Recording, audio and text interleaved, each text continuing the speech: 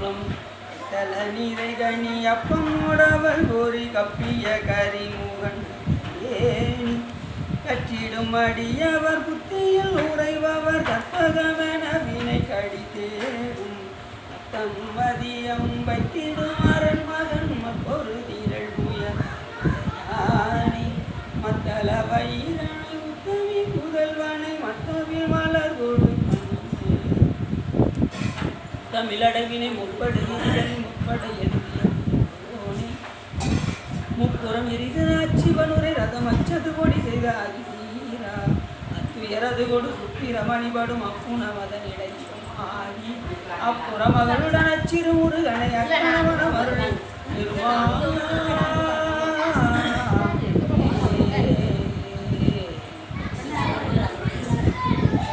எந்தாயும் எனக்கருள் தந்தையும் நீ சிந்தா குலமானவை நீத்தனையாள் தந்தா கதிவேதவமே உமையால் மைந்தா குமரா மறைநாயகனே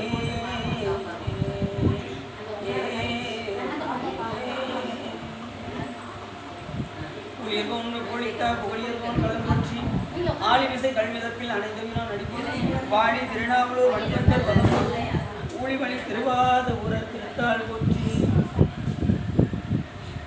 எல்லாம் வல்ல சிவகாமி பாலனுடன் ஆகிய ஸ்ரீ சகஸ்ரலிங்க சுவாமியுடைய கருணையினாலே நாம் தொடர்ந்து மதுரை மீனாட்சி சுந்தரேஸ்வரனுடைய திருவிளையாடல் புராணத்தை தொடர்ந்து சிந்திப்பதற்கு திருவருளும் குருவரும் அடியார்களும்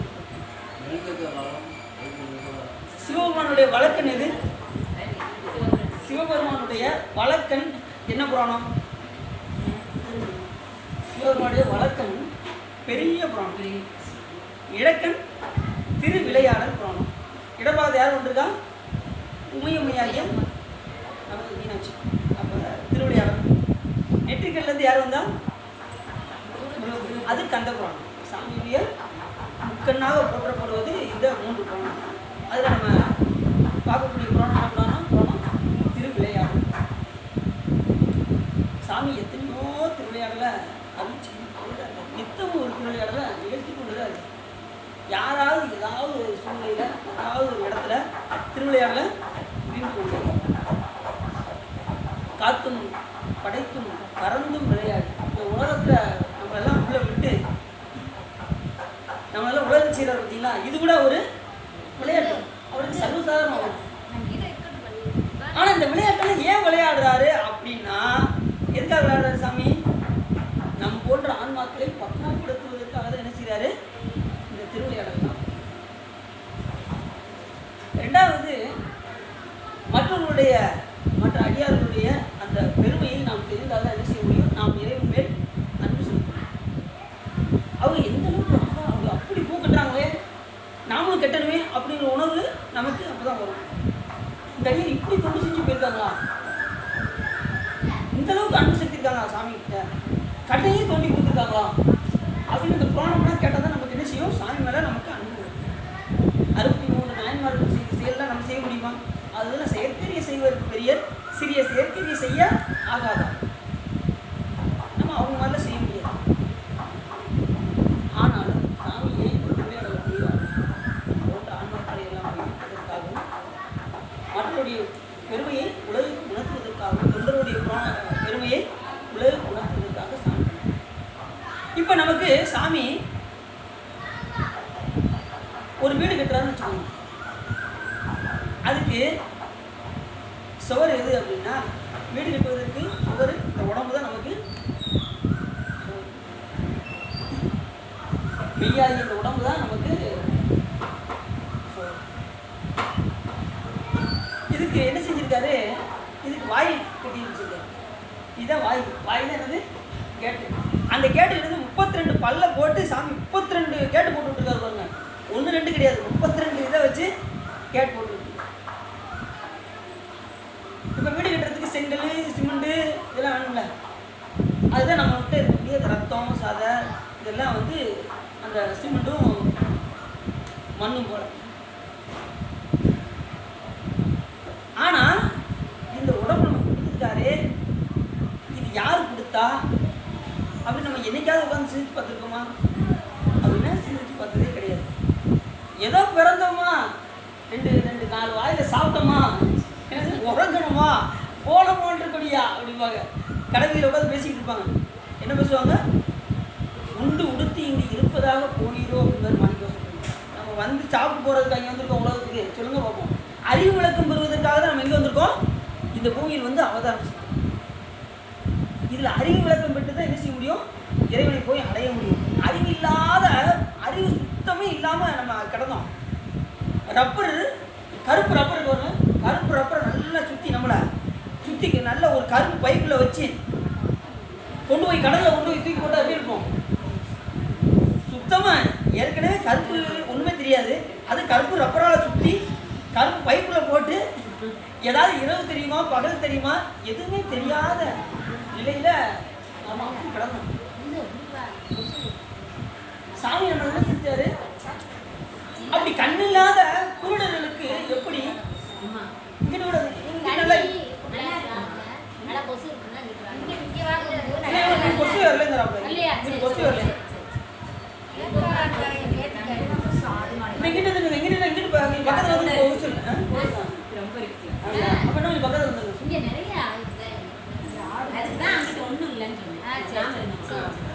அப்ப கண்ணில்லாத குருடர்களுக்கு சாமி ஒரு என்ன செய்யறாரு? ஒரு கோலை கொடுப்பது போல, ஒண்ணுமே இல்லாதவனுக்கு ஒரு சட்டத்துறை உதவுவது போல நம்ம என்ன செய்யறாரு? நம்ம அடுத்து எங்க போகணும் அப்படின்னா சுத்த நிலைக்கு, சாமி நிலைக்கு நம்ம என்ன செய்யணும்? போகணும். இப்ப ஒரு நல்ல உதாரணத்துக்கு சொல்றேன் பாருங்களேன். ஒரு பெண்ணை நம்ம என்ன செய்யறோம்? கட்டி கொடுக்கணும். முதல்ல கட்டி கொடுக்கறதுக்கு முன்னாடி நம்ம என்ன செய்யறோம்? அதை பாதுகாக்கிறோமா இல்லையா? அந்த பெண் குழந்தைய பாதுகாக்கிறோம். அப்புறம் கட்டி கொடுத்தாச்சு. கட்டி கொடுத்ததுக்கப்புறம் என்ன செய்யறோம்? சீருதெல்லாம் கொண்டு போய் கொடுத்து பார்க்கிறோம். பார்த்ததுக்கப்புறம் கணவனார் இறந்து போயிடுறாரு. அப்போ அந்த பொண்ணு எங்கே போவோம்? மறுபடியும் தாய் வீட்டுக்கு தான் தெரியும். அதுக்காக தாய் வந்து விட்டுருவாங்களா? கணவனார் இறந்து போயிட்டாருன்னு சொல்லி அந்த தாய் விட்டுருவாங்களா? அப்பயும் அந்த குழந்தைய யார் பார்ப்பா? அந்த தாய் தந்தையை தான் பார்ப்பாங்க. சரி, அதுக்கு பிறகும் அந்த தாய் தந்தையர் தான் அந்த குழந்தைய பார்ப்பாங்க. அதுபோல நம்மளை சாமி ஏற்கனவே கேவல நிலையிலையும் நம்மளை சாமி பார்த்தாரு, இப்போ சகல நிலையிலையும் நம்மளை பார்த்துட்டு இருக்காரு. நீங்கள் சுத்த நிலைக்கு போனாலும் நம்மளை எப்பயும் பார்ப்பாரு. மோட்சத்துக்கு போனாலும் கூட இந்த உயிர் எப்பயுமே உயிர் தான், இறைவன் இறைவன் தான். ரெண்டு வந்து ஒன்று சேராது. ஆனாலும் அந்த இன்பத்தை அனுபவிக்கும்.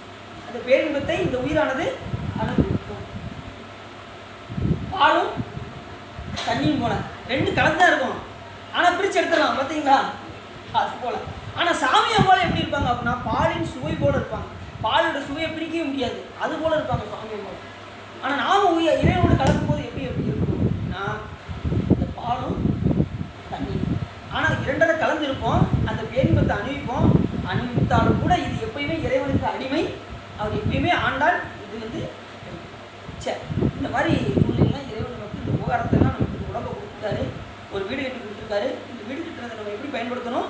நல்லபடியாக இருந்து பயன்படுத்தணும். இந்த வீட்டுக்குள்ளே வந்து இந்த உடம்பு தான் நமக்கு வீடு. சாமி இதில் எல்லாம் போட்டு தசையெல்லாம் ரத்தம் நாளம் எல்லாம் கொடுத்து நம்மளை என்ன செஞ்சுருக்காரு? நல்லா வச்சுருக்காரு.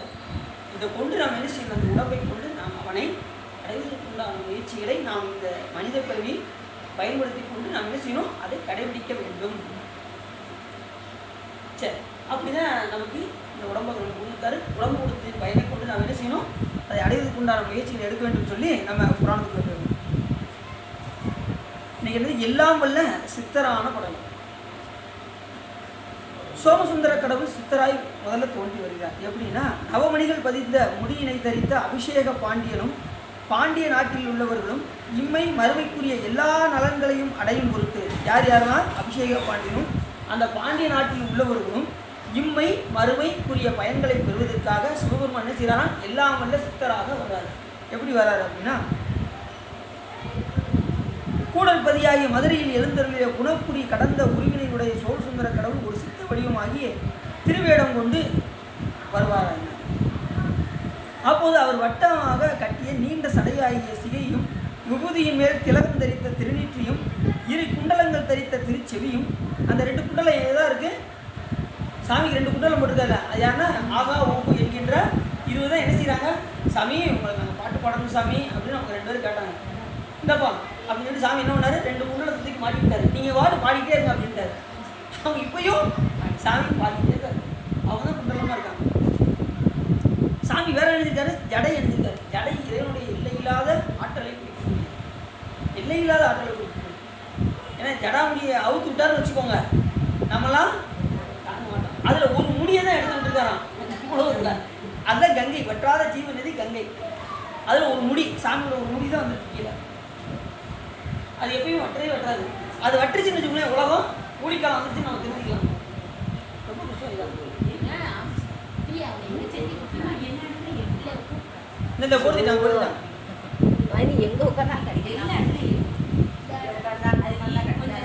அப்படி திலகம் தரித்த திருநீற்று. எப்பயுமே சாமி எங்கே இருந்தாலும் சரி திருநீர் இல்லாமல் இருக்கவே மாட்டார். அதனால அடியார்களும் எப்படி இருக்கணும், திருநீர் இல்லாமல் இருக்கவே கூடாது. திருநீர் இல்லா நெற்றி பால். திருச்சங்கு ஊதா ஊரும் வெண்சங்கு ஊதா ஊரும் ஊரே அல்ல, அடவி காடு. அதுவும் திருநீர் இல்லாத நெற்றி பாதாளம்.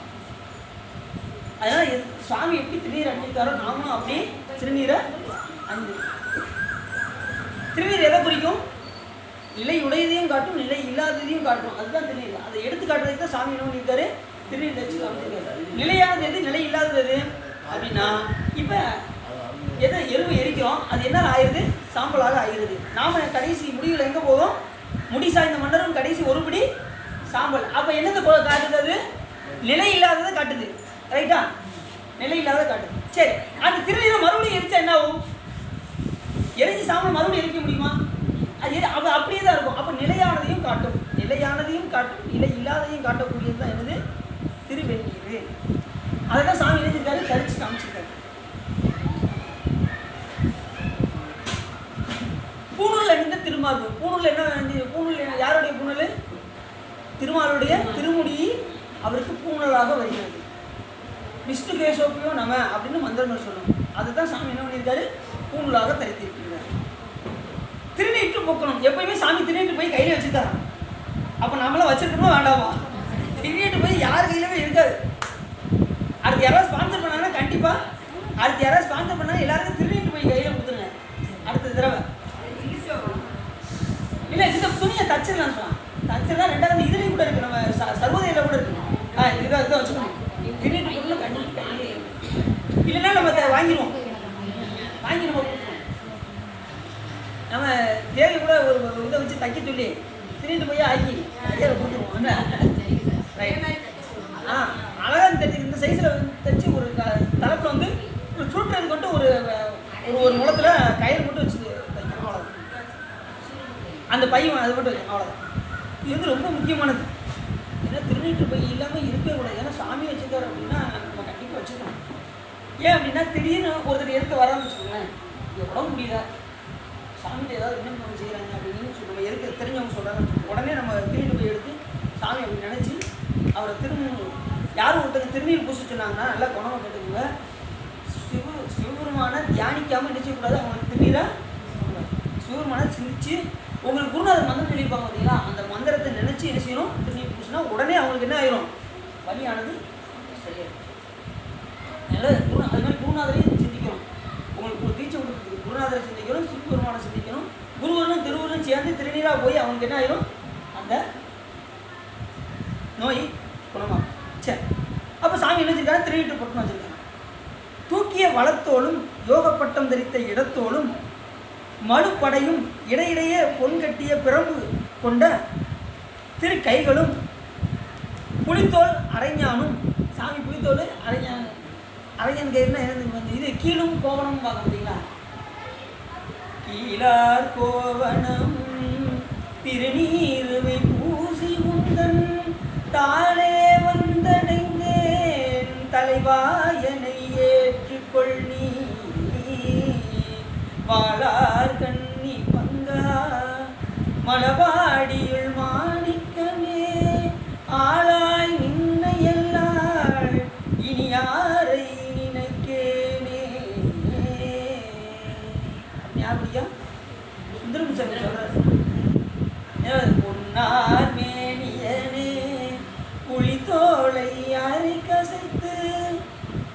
ராகம் போட்டு படிக்கலாம். ஆனால் இப்படி பாடினா என்ன எப்படி இருக்கும்? ஆனந்தமாக அப்படி ஊனம் இருக்கும். உன்னார் மேனியனி புலித்தோளை அரை கசைத்து மின்னார் செஞ்சடை மேல் மிழ் கொன்றை அணிந்தவனே. ஏன் கொன்றை மாலை சாத்துறாருன்னா அது ஓவிய பிரணவ புஷ்பம் என்று பேர். கொன்றை ஏன் சிவபெருமான் சொல்றாருன்னா பிரணவ புஷ்பம் என்பதனால் சிவபெருமான் அதை சொல்லுகின்றார். அது சிறப்பு மலர். சிவபெருமானுக்கு ஒன்று தாமரை சிறப்பு மலர், ரெண்டாவது கொன்றை சிறப்பு மலர். கொன்றை மாலை முடிமேல் அணிந்து என் உளவே புகுந்து அதனால் எதுவும் வராது, எந்த நோயும் நம்மளை வந்து தாக்காது. அவருக்கு அதை சாத்தனோம்னா நமக்கு எதுவும் வந்து வேண்டாம். அப்போ அதே போல தான் அந்த கீழ் கோவணம் ஆடினா கோவணத்துக்கு மேலே அந்த அரைஞான் கயிறை வந்து கட்டிப்பாங்க பார்த்தீங்களா, அதுதான் கீழாகவும் வருது, இங்கே அரைஞான்னு சொல்கிறாங்க. அதே தான் இது. புலித்தோல் ஆடா சாமிக்கு எதுவுமே கிடையாது. அவர் விருப்பு வெறுப்பற்றவர், எந்த பொருள்களையும் பற்று இல்லாதவர், நிர்வாண குலத்தில் தான் இருப்பார் சாமி. ஆனாலும் அந்த தாருகாவனத்து முனிவர்கள் ஏறி விட்டதுனால தான் சாமி என்ன பண்ணார், அந்த புலியை குறித்து என்ன செஞ்சார், இடுப்பில் கட்டி கொண்டார். ஆனால் யானை தோலை உரிச்சு போட்டதை வந்து நிறைய படத்தில் போட மாட்டாங்க. ஏன்னா எல்லாருமே பயம். அது வலுவூரில் மட்டும்தான் இருக்கும், மற்ற இடத்துல வந்து பார்க்க முடியாது. வலுவூரில் வச்சு தான் சாமி தொழியை உரிச்சார், யானையுடைய தோலை. அப்போ இப்போ புலித்தோல் அணிஞ்சிருக்காரு அப்படின்னா அது அவர்கள் ஏவி விட்ட அந்த புலியை தான் என்ன செஞ்சிருக்காரு சாமி இடையில் கட்டி கொண்டு. புலித்தோல் ஆடையும் கண்டோர் கழிக்கும் வண்ணம் இருக கட்டிய உதரபந்தனும் வேதமாகிய கிங்கினியும் சிலம்பும் தரித்து பாதுகை மாட்டப்பட்ட திருவடிகளும். பாதுகை சாமி பார்த்தீங்கன்னா அந்த காலத்தில் வந்து செருப்பு பார்த்தீங்கன்னா எப்படி இருக்கும், ஒரு இது மட்டும் இருக்கும், அதில் தான் இது காலானது மாட்டி தூக்கி நம்ம. இப்பயும் பார்த்தீங்கன்னா சுந்தரமூர்த்தி சாமிக்காக நம்ம வெண்ணைநல்லூரில் சாமி வந்தார் பார்த்தீங்களா, தடுக்காட்டு இன்னும் பார்த்தீங்கன்னா சாமியோட திருவடி அப்படியே வச்சுருப்பாங்க. வெண்ணைநல்லூர் போனீங்கன்னா தடுக்காட்டு கொண்டார்ல சுந்தரமூர்த்தி சாமி வந்தார்ல, எப்பா உங்கள் வீடு என்னது எதிர்பார்க்குனாரு சுந்தரமூர்த்தி சாமி கேட்டார். நம்ம வீடு தான் பெரிய வீடு அப்படின்னாரு. எந்த வீடு இந்த இருக்கு பாரு அப்படின்னாரு. உள்ளே போனவர் வெளியே வரவே இல்லை. சாமி போய் பார்த்தா எங்கே ஆளக்கான பார்த்தா நம்மளால் உள்ளே இருக்காரு. உள்ளே இருந்து சிவலிங்கத்துலேருந்து பார்த்தா நான் தெரிஞ்சு சாமி காட்சி கொடுக்குறாரு. காட்சி கொடுத்தது சாமி நீயா சாமி எனக்காக வந்தேன் அப்படின்னு அழுகுறாரு, தண்ணீர் வடிக்கிறார். இப்பா நான் எதுக்காக வந்து பாருங்க நமக்கு அர்ச்சனை பாட்டேயாம் அப்படின்னாரு சாமி சுந்தரம் சாமி. எனக்கு வந்து அர்ச்சனை பாட்டேயாம், அதனால் நீ பாட்டே சுந்தரா, உனக்காக தான் நான் என்ன செஞ்சேன் கைலாயத்துலேருந்து ஓடி வந்திருக்கேன் உன் பாட்டை கேட்குறதுக்காக. அப்போ நாங்களாம் பாடினா கைலாயத்துலேருந்து ஒரு வாரம் வரமாட்டாரா சாமி? கண்டிப்பாக வருவார். திருமுறை எங்கே பாடப்படுதோ அங்கே சிவபெருமான் கைலாயத்துலேருந்து நமக்காக உட்காந்து கேட்டுட்டு இருப்பார். கண்டிப்பாக சாமி இது வந்து முக்கால உண்மை. திருமுறைகள் எங்கே பாடப்படுதோ அங்கே சாமி இருந்து கேட்பார், அங்கே வந்து விளங்கி தோன்றுவார். அதுமாதிரி அரியருடைய திருவேடத்தில் விளங்கி தோன்றுவார். விபூதி ருத்ராட்சத்தில் சாமி விளங்கி தோன்றுவார். அப்போ சுந்தரா பாடு அப்படின்னாரு. எனக்கு என்ன சாமி தெரியும், எனக்கு ஒன்றும் தெரியாதுனாரு. நீ மண்டபத்துக்குள்ளே நுழைஞ்சது என்னை திட்டின பற்றியா, அதுலேருந்து ஆரம்பிச்சுட்டாரு சாமி. கித்தனை என்ன அர்த்தம், வைத்தியம்னு அர்த்தம். அப்போ நீ திட்டல அந்த மாதிரி அதை வச்சு பாடு. ஆனால் இதாரையும் கூட வாழ வைப்பார் நமக்கு சிவன். அப்படி கித்தான்னு பாடுனாரு. உடனே வந்தாலும் கித்தா திரைக்கூடி பெருமானே அந்தாளா இத்தான் எத்தேன் எத்தான் மறவாது நினைக்கின்றேன் மனத்து உன்னை நான் மனசில் வச்சேன்னா என்ன செய்யலாம். எத்தான் மறவாதே நினைக்கின்றேன் மனத்து உன்னை வைத்தாய், மனத்து உன்னை வைத்தாய். இந்த வார்த்தை நல்ல குணமாக பார்க்கணும். மனத்து உன்னை வைத்தாய்ன்னு சொன்னார், நான் நினைச்சேன்னு சொல்லலை. அதை நல்லா குணம். அது என்ன சொல்கிறாரு, நீ தான் என்ன செஞ்ச என் மனசுக்குள்ளே வந்த, நான் நினைச்சேன்னு நான் சொல்லலை. எப்படி சொல்கிறார் பார்த்தீங்களா, மனத்து உன்னை வைத்தாய் பெண்ணை தென்பால் பெண்ணை நல்லூர் அருட்துறையில் அத்தா உனக்கு ஆளாய் இனி அல்லே. நாங்கள் கொஞ்சம் ஒரு 5 நிமிஷம் தியானம் பண்ணிட்டேன்னு வச்சுக்கோங்க, நமக்கு எப்படி இருக்கும், சிவபெருமானை அப்படியே கண்ணால் பார்த்தீங்க அப்படிம்பாங்க. யானை ஒரு 5 நிமிஷம் பண்ணிட்டு எடுத்துவாங்க. அவர் எப்படி வந்தார் தெரியுமா, அப்படியே நான் எப்படி கனவுல கட்டுறோம் அதே மாதிரி வந்து என்னாரு அப்படின்னு நான் பார்த்தேங்கிற உணர்வு வரும். அவர் சுந்தரம் சாமி பாடல் எப்படி சொல்கிறார் பாருங்க, என் மனசில் உன்னை நீ வைத்தாய் அப்படின்னா. மாணிக்கவாசகர் என்ன சொன்னார், நீ வந்து காட்டினாய் கழுக்குண்டிலேன்னாரு. நீ தான் சாமி வந்து காட்டின, எனக்கு ஒன்றும் தெரியாது அப்படின்னாரு. இப்போ காலையில் பார்த்தீங்கன்னா நாலேஜ் ஷோ பார்த்தீங்கன்னா இதெல்லாம் உண்மை. அவன் காலையில் தொண்டு செஞ்சுக்கிட்டே இருந்தாங்க, சிவா சூப்பராக கட்டுறீங்க அப்படின்னு சொன்னேன். அவங்க அந்த நேரத்தில் முன்னாடி இருந்ததோடு இப்போ எப்படி ரொம்ப பக்குவம் ஆகிட்டாங்க. சிவா எல்லாம் அவர் தான் சிவா, நீங்கள் வேறு எனக்கு ஒன்றும் சொல்லிடுறாங்க சிவா கும்பிடு போடுறாங்க. சிவா எல்லாம் அவர் தான் சிவா, எனக்கு ஒன்றுமே தெரியாது சிவா, நான் வாடு சொல்லி நீங்கள் எது சொல்கிறீங்களோ சொல்லுங்கள் சிவா, நான் செஞ்சுக்கிட்டே இருக்கேன் அப்படிங்க. அந்த அளவுக்கு பக்குவம் ஆயிட்டாங்க. அதாவது கேட்க கேட்க புராணம் கேட்க கேட்க அது மாதிரி சிவாவை பார்த்தீங்கன்னா காலையில் குடிச்சு கரெக்டாக வந்துடுறாங்க. வந்து பூவை வெட்டி கொடுத்தா தான் அவங்களுக்கு மன திருப்தி ஆகுது. அது மாதிரி மகேஷும் அப்படி தான். எல்லோரும் காலையில் ஆட்டம் ஆயிடுறாங்க, ஆட்டோமேட்டிக்காக அந்த அந்த தொண்டுகளை செஞ்சுக்கிட்டே இருக்காங்க. நீங்களும் வந்து பார்த்தீங்கன்னா சாயங்காலம் வந்து திருமுறைகள்லாம் பாடம் வந்து காலையில் வந்துடுறீங்க. கரெக்டாக காலை 7 to 8 அவசியம் நடக்கும் சார். காலை 7 to 8 இங்கே பூஜை நடக்கும் சார். காலையில் 7 to 8 பூஜை நடக்கும் வாய்ப்பு தான். அப்போ எப்படி சாமி வந்து இறங்கி வர இருப்பாங்க. அப்படியே அந்த பாட்டை கேட்கறதுக்காக சாமி கைலாயத்துலேருந்து வராருன்னா அது எவ்வளோ பெரிய சிறப்பு பாருங்க.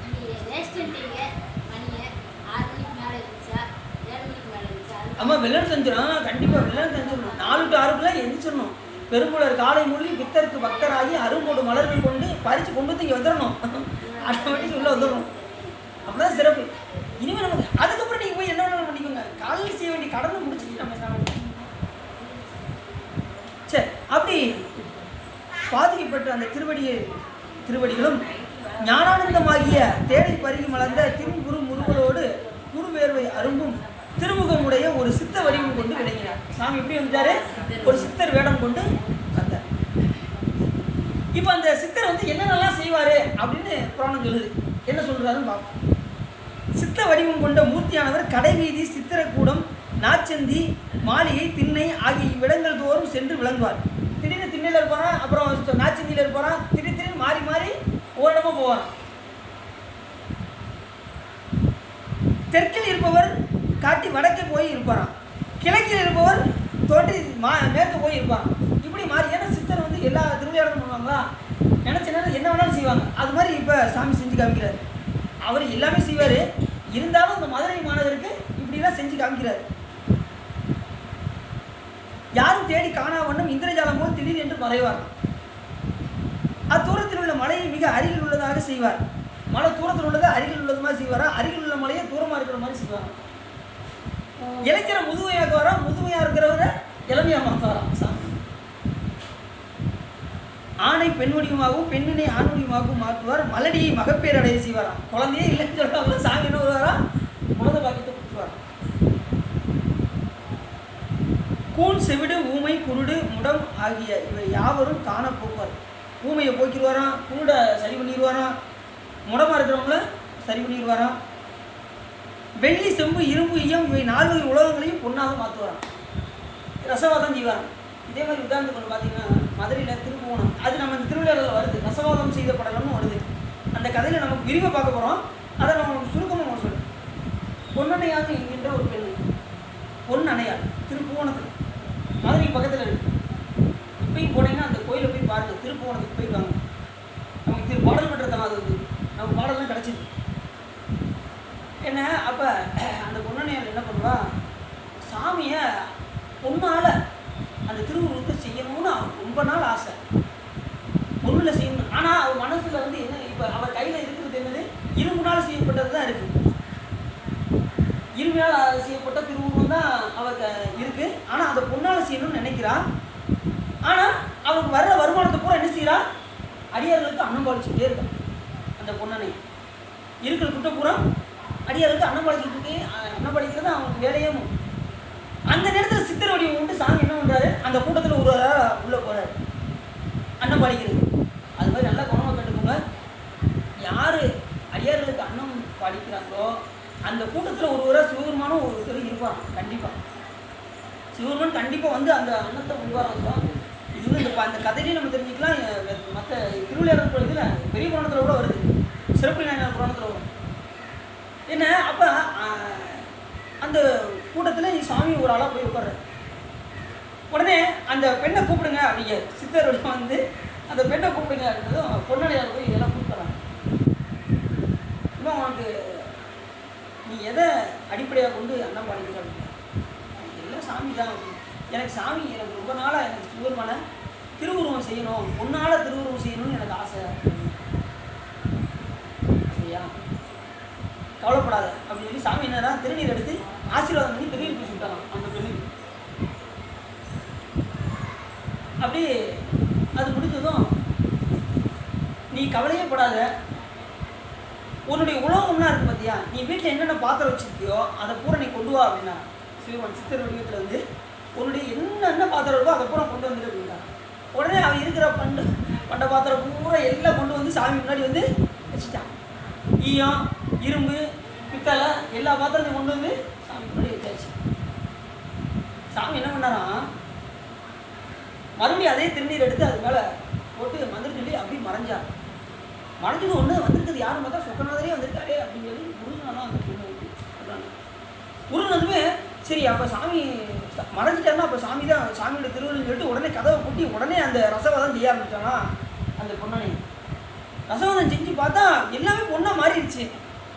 அப்போ அவன் நினச்சதை அப்படியே செஞ்சு முடித்தாலாம். அந்த திருவுருவத்தை பொண்ணாலே சாமியோடைய திருவுருவத்தை செஞ்சு அழகு சொக்கி இருந்துச்சான் அந்த திருவுருவம். சொக்கனதும் ஐயோ என் சொக்க வைக்க சொக்கனதா அப்படின்னு ஒரு கண்ணத்தை ஒரு கிள்ளுனாலாம் அந்த திருவுருவத்தை. இன்னும் பார்த்தீங்கன்னா அந்த திருவுருவத்தில் ஒரு கிள்ள மாதிரி அந்த தலை இருக்கும். இப்போ இங்கே திருப்பவனத்தில் போய் பாருங்கள், இப்போயும் அந்த பொண்ணால் செய்யப்பட்ட அந்த திருவுருவம் கண்ணத்தில் மட்டும் ஒரு தலை வந்த மாதிரி இருக்குது. ஏன்னா இயற்கை உச்சவரா ராமசுவா திருப்பவனத்தில் நீங்கள் போய் பாருங்கள், பொன்னாலான இது இருக்குது. அந்த பொன்னடையார் செய்தது தான் இன்னும் அந்த கோயிலில் இருக்குது. பார்த்தீங்கன்னா தெரியும். 4 ஊர்லேயும் போய் பாடல் பெற்றத்தனம் 4 ஊர் படிச்சதுமே கிடச்சிருக்கு அங்கே அந்த கோயிலில். ஆர்வம் போடும் நிறைய பேர் பார்த்தீங்கன்னா வடிவேறு திரிசூலம் தோன்றும் அது அந்த பாட்டு அங்கே ஆண்டு பாட்டு தான். 4 ஊர் மட்டுமே வரும்போது அந்த ஆற்றை கடக்க முடியலையா. அங்கேருந்து பார்த்தா எல்லாம் சிவலிங்கமாக தெரியுதான், 6 சிவலிங்கமாக தெரியுதான், தாண்ட முடியலையா. அதனால் அந்த எல்லையில் வந்து படிச்சுட்டு போனாங்க பாட்டை. அவ்வளோ சிறப்புடைய தனம் திருப்பூர். அங்கே தான் இந்த பொன்னடியார் வந்து நமக்கு அந்த ரசவாதம் வரும்போது நம்ம வீடியோ பார்ப்போம். அந்த படம்லாம் வரும்போது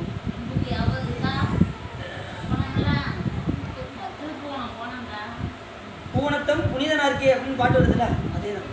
அப்போ இப்படி பார்த்தீங்கன்னா இந்த இப்போ என்ன இதுலேருந்து என்ன விஷயம் தெரிஞ்சுக்கிட்டோம் அப்படின்னா, அடியார்களுக்கு அன்னம் பாலித்தால் சிவபெருமான் நினைத்ததை நமக்கு பார் அப்படின்னு. இப்போ இவர்களுக்கு பார்த்தீங்கன்னா நம்ம இங்கே மத்தியில் இருக்காங்க அப்படின்னா, அவருக்கு முதல்ல பெண் குழந்தை, 2வது பெண் குழந்தை, 3வது எப்படியாவது ஆண் குழந்தை வந்து ரொம்ப இதாக இருந்தார். 3வது பொண்ணு குழந்தைன்னு அவளையோடு இருந்தாங்க. அடின்னு சொன்னாங்க, நீங்கள் வேறு ஒன்றும் வேண்டாம், அடியார்களுக்கு திருமணம் செய்ய அப்படின்னு. அவங்க வந்த நேரம் பாருங்கள், சதுரகிரிலேருந்து ஒரு 50 அடியார்கள் வந்தாங்க, ஒன்று போல் வந்தாங்க. அன்னைக்கு ஃபுல்லாக இப்போ அப்போ பார்த்தீங்கன்னா அவங்க அந்த நேரத்தில் பார்த்தீங்கன்னா இந்த நேரமும் கரண்ட் போய்கிட்டே இருக்கும். அவங்க வர்றதுக்கு முன்னாடி வரைக்கும் கரண்ட் போயிருந்துச்சு. இவங்க சமையலை செஞ்சு வச்சுட்டாங்க. சமையல் செய்யும் போது கரண்ட் இருந்துச்சு. செஞ்சு முடிச்சதுக்கப்புறம் அவங்க வர நேரம் பார்த்து கரண்ட் போயிடுச்சு. கரெக்டாக ரொம்ப நேரமாக கரண்ட் போயிருந்துச்சு. கரெக்டாக அவங்க பக்கத்தில் வராங்க வருது. அப்படி கரண்ட் வந்து உடனே அடியார்களுக்குலாம் அனுப்பாலிச்சு செஞ்சு 50 பேரும் ஆசீர்வாதம் பண்ணிட்டு போனாங்க. எல்லாருமே பூரா பெரிய பெரிய மகான்களாக இருந்தாங்க. பூரா வந்து ஆசீர்வாதம் பண்ணிட்டு போனாங்க. உடனே அந்த பையன் படம் மறு மாதமே அவங்க வந்து இப்போ வரைக்கும் அந்த தொண்டை அந்த மணி கிடைச்சது விடலை. இப்போயும் அந்த 50 பேர் வருஷத்துக்கு வருவாங்க. அவங்க பண்ணிட்டு தான். ஆனால் அந்த முதல்ல வந்தவங்க இருக்காங்க எல்லாருமே மூத்தவர்கள், எல்லாருமே மக்களுடைய அடியார்களாக இருந்தாங்க. நிறையா பூரா பெரிய பெரிய வயசில் ரொம்ப மூத்தவங்க எல்லாருமே அப்படி வந்தாங்க. அவங்களும் வந்தாங்க.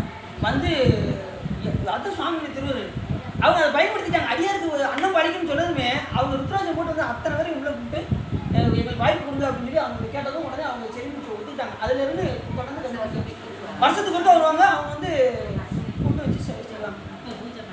இப்படி அது மட்டும் இல்லாமல் அடியார்கள் அந்த மாதிரி சிவபூஜை அடியார்கள் யாருன்னா இந்த சிவபூஜை அடியார்கள் அனுஷ்டானம் பண்ணக்கூடிய சமய பூஜை அடியார்கள் யாராக இருந்தாலும் சரி அவங்க வந்து என்ன குருதி ருத்ராஜன் தரிச்சாச்சுன்னா அவங்களுக்கு என்ன செய்யணும், அந்த சிவமாக பாவித்து நாமும் அன்னம் பாலிப்பது செய்வது ரொம்ப சிறப்பு. எவரேனும் விளையாடத்திட்ட திருநீரும் சாதனும் கண்டால் உள்கி அவரவரை கண்டபோது உகந்தடிமை திறம் நீந்து இவர் தேவர் அவர் தேவர் என்று 2 ஆட்டாது ஈசன் பிறவே பேணி கவராதே தொழும் அடியார் நெஞ்சினும் கன்றாப்பு நடுதலியை காணலாமே. அப்படி பேதம் பார்த்துடக்கூடாது. இவங்க வந்து பகைவர், இவர் நமக்கு ஆகாதாள் அப்படின்னு சொல்லி என்ன செய்யக்கூடாது, உழைக்கக்கூடாது. அப்படி ஒரு கலிக்கமன்னார் வரலாறுல அப்படி தான். அவங்க வீட்டில் ரொம்ப நாள் வேலை செஞ்சவர். யார் வீட்டில்? அந்த கலிக்கமன்னார் ரொம்ப நாள் வேலை செஞ்சவர். ஒரு சண்டையினால அவர் பிரிஞ்சு போயிடுவார், அந்த வீட்டை விட்டு போயிடுவார். போனது இந்த அடியார் என்ன செய்வார், கலிக்கமன்னார் ஒவ்வொரு அடியார் பாதத்தையும் பாதப்பூச்சி செய்வார். அந்த அம்மா தண்ணி எடுத்து கொடுப்பாங்க, இவர் கழுவி பாதப்பூச்சி செஞ்சுக்கிட்டே இருப்பார். திடீர்னு ஒருத்தர் பாதம் வரும், இவர் கழுவு போகிறவருங்க. இந்த அம்மா கையில் கொடுக்க வேண்டியவங்க அப்படி நிப்பாட்டிடுவாங்க. தண்ணி எடுத்து போந்து கொடுப்பாங்க பார்த்தீங்களா, அதை நிப்பாட்டிடுவாங்க. என்ன காரணம்னு இப்படி பார்ப்பார்ல, இவங்க வீட்டில் வேலை செஞ்சாலும் அடியாரம் வந்து நிற்பாரு. அப்போ இவங்க என்ன நினச்சாங்க, பகைவர் நினச்சி நம்ம வீட்டை விட்டு துரத்துறவங்க நினச்சி இது சொம்ப கொடுக்கறதுக்கு தடுத்தாங்க வருங்க. உடனே கையை வெட்டிட்டார். யாரு? கலிக்கமான். இப்போ அவங்க எப்படி பார்க்கணும்? அடியார் வந்திருக்காரு. அப்போ வேதம் பார்க்கலாமா? வேதம் பார்த்தால் ஞானம் இல்லை. யார்கிட்ட நம்ம வேதம் பார்க்குறோமோ, இவங்க உயர்ந்தவங்க தாழ்ந்தவங்க வேதம் பார்க்குறோமோ, அப்போ அந்த ஞானம் நமக்கு சுத்தமாக வரவே வராது. அப்போ உடனே சாமி என்ன பண்ணார், உடனே சிவபெருமான் அவருக்கு காட்சி கொடுத்தார். கையை வெட்டவே ஒரு சாமி அவருக்கு காட்சி. அப்போ நம்ம என்ன செய்யக்கூடாது, இவங்க பகைவர் அப்படின்லாம் பார்க்கவே கூடாது. நமக்கு விபூதி இருக்கிறான்னு வச்சுருக்காங்களா, வந்திருக்கிறது சிவபெருமான். அவங்க என்ன சொல்கிறாங்களோ அவர் கட்டளைப்படி நம்ம என்ன செய்யணும், அதுக்கு தகுந்த மாதிரி நம்ம நடக்கணும். அப்படி நடந்த ஒரு சம்பவம். இது போல தான் இந்த பொன்னணியாளுக்கும் சாமி என்ன செஞ்சார், இந்த திருவுருவத்தை பார்த்து உடனே காட்சி கொடுத்தாரு. பொன்னணியாளுக்கு சாமி மிகுந்த மகிழ்ச்சி தெரிவித்தார். அதுபோல தான் சாமி இது இப்போ என்ன செய்கிறாரா, அந்த வெள்ளி செம்பு இரும்பு ஏற்ற பூராமே ரசவதம் செய்கிறாரா, அதை மாற்றி பொண்ணாக மாற்றுறாராம். நான்கு உலகமே பொண்ணாக்குவார். செல்வர் மனையில் உள்ள பொருள்கள் எல்லாம் வறுமையில் மிக்கோர் வீடுகளில் சென்று சேர்ப்பார். யார்கிட்ட செல்வம் அதிகமாக இருக்கோ அதை கொண்டு வந்து வறுமையில் உள்ளவங்கிட்ட கொண்டு வந்து கொடுப்பாராம் சாமி வந்து. நண்பர்கள் தம்முள்ளே பகைத்து போரிட செய்வார். எட்டி மரத்தில் சுவை மிகுந்த பழங்கள் பழுக்க செய்வார். எட்டி பழம் எனக்காவது நீக்குமா, அதை பழுக்க செய்வார். அது பழுக்காது. எட்டி பழம் வந்து அதையும் பழுக்க வைப்பாராம் சாமி. எப்படி வந்து சித்தராக வந்து. காலமல்லாத காலத்தில் வைகை ஆற்றில் நீர் பெருக்கு எடுத்து ஓடச் செய்வார். பெருக்கி ஓடும் அவ்வாற்றை மீளவும் செய்வார். ஆற்றில் என்ன செய்வார், வெள்ளம் ஓடையும் வைப்பார், இல்லாமலும் செய்வார். இது யார் வரலாறுன்னு தெரிஞ்சுக்கலாம், மாணிக்கவாசகர் பெருமான் வரலாறுன்னு தெரிஞ்சுக்கலாம். ஓடாத வைகை ஆற்றுல தண்ணியே இல்லை, சுடுற மணலில் கொண்டு போய் நிப்பாட்டினாங்க. யார? மாணிக்கவாசகர் பெருமான். சுடுற மணலில் எதுக்காக? ஒரு நாள் பொறுத்துருக்கான். ஆணி மூலத்தன்று குதிரை வரும்னு சொல்லியிருக்காரு. அதுக்குள்ளேயும் இது காவலர்கள் சொன்ன செய்தியை கேட்டு உடனே என்ன ஒரு சிறையில் கொண்டு போய் அடைப்பார். அதுக்கப்புறம் என்ன செய்வார், கொண்டு போய் சுடுற மணலை கொண்டு போய் விடுங்க அப்படின்னு. அதுக்கு எதையுமே தீர விசாரிப்பது உடனே சுடுற மணலை கொண்டு வந்து உடனே ஒரு ஆளுக்கு பொறுக்க முடியல. யாருக்கு? சிவபெருமானுக்கு பொறுக்க முடியல. அடியார்கள் துன்பப்பட்டா சாமிக்கு என்ன ஆயிரும், உடனே பொங்கி எழுந்துருவார். உடனே சாதாரண தண்ணியெல்லாம் வர வைக்கல, வெள்ளத்தையே வர வச்சாராம் வையத்தில். அப்படியே அவருடைய காலை அப்படியே குளிர்விச்சான் மாணிக்கவாசகர் பெருமானுடைய காலை. எவ்வளோ பெரிய சிறப்பு பாருங்க. அப்போ அடியார்களுக்கு துன்பம்னா சிவபெருமான் என்ன வந்து செய்வார், உண்மையான அடியார் இருக்கணும். அது ரொம்ப முக்கியம். அதை போதும் சொல்லியிருந்தோம்ல, மெய் அடியார்களாக ஓரளவுக்காக பக்தி இருந்ததுன்னா கண்டிப்பாக வருவார். நீங்கள் ரொம்ப கூட நீங்கள் மெய்யடியாருக்கு நீங்கள் ரொம்ப உள்ளே போகணுன்னு கூட அது ரெண்டாவது சாமி போக வச்சுருவார், அது வேறு. ஆனால் ஓரளவுக்கு நீங்கள் அன்பு செலுத்தினாலே சாமி என்ன பண்ணுவார், உங்களுக்கு என்னென்னு வந்து கேட்பார் சாமி. ஆனால் அந்த உணர்வோடு இருக்கணும், சாமி எப்படியும் விட மாட்டார் அப்படிங்கிற உறுதியோடு இருந்தோம்னா கண்டிப்பாக வந்து சாமி என்னென்னு கேட்பார். அவர் எதை முன்னிட்டு இருந்தார், சிவபெருமானே கெதின்னு இருந்தார் மாணிக்கவாசகர் பெருமான். உடனே சாமி என்ன பண்ணிட்டாரு, வெள்ளத்தை வர வச்சு அவர் காலை குளிர்விச்சார். அப்படி என்ன செஞ்சார், வராத இடத்துல வெள்ளத்தையும் வர வைக்கக்கூடிய பெருமான் நம்ம பெருமான். இனி சூயை அமைந்த ஓடை நீரையும் பொய்கை நீரையும் ஊர் நீராக்குவார். எல்லா நீரையும் அப்படி வற்ற செய்வாராம். கடல் நீரை நன்னீராக்குவார். பொய்யில் இருக்க தண்ணியை உப்பு நீராகவும் மாற்றுவாராம். கடல் நீர் உள்ளதை நல்ல தண்ணியாகவும் மாற்றுவாராம் சாமி. மாத்திர கோலை விண்ணிலே வீசி நிறுத்தி அதன் மேல் ஊசி நாட்டி ஊசியின் மேல் கால் பிறவலை ஊன்றி ஆடுவாராம். விண்ணில் போய் ஊசியை போட்டு அந்த ஊசி மேலே நடனம் ஆடுவாராம். தலையினை வைத்து திருவடி தாமரைகளை மேலே தூக்கிய வண்ணம் சுழன்று ஆடுவார். இப்போ நம்ம இது சொன்ன பார்த்தீங்களா, நம்ம மணலை வந்து உருவாக்குனாரு, வற்றவும் செய்வார். எந்த நேரத்தில் அப்படின்னா வந்தி கிழவிக்காக என்ன பண்ணுவார் சாமி, அந்த கரையை அடைச்சிடுவார். உடனே வந்தி கிழவி அடைக்கிறதுக்கு யாரும் ஆள் இருக்க மாட்டாங்களா அப்படின்னு ஏங்குனாங்க. உடனே சாமி என்ன பண்ணார், மண்வெட்டியை வச்சுக்கிட்டு தலையை கூட வச்சுக்கிட்டு மண் வெட்டுறதுக்கு கூலிக்கு ஆள் வேணுமோன்னு சொல்லி கேட்டார். உடனே வந்திக்கிறது, அப்பாட நான் நினச்சி சொக்கநாதரே வந்துட்டாருப்பா. அப்படி எந்த நேரமும் அந்த அம்மா சொக்கநாத பெருமானை வழிபட்டு கொண்டே இருப்பாங்க. உள்ளவா சொக்கநாதா அப்படின்னாங்க. யார? அவர் சொக்கநாதா தான் வந்திருக்காரு. உள்ளவா சொக்கநாதாங்க. நான் உள்ளுக்குள்ளதாமா இருக்கேன் அப்படின்னாரா சிவபெருமானது.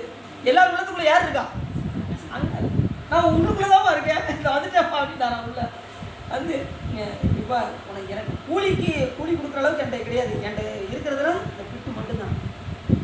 அப்படியா, உடஞ்சி புட்டை மட்டும் நான் கொடுத்தா நீ போதும் அப்படின்னா, உடையாத புட்டு நீ வச்சுக்கோ, உடஞ்சி புட்டு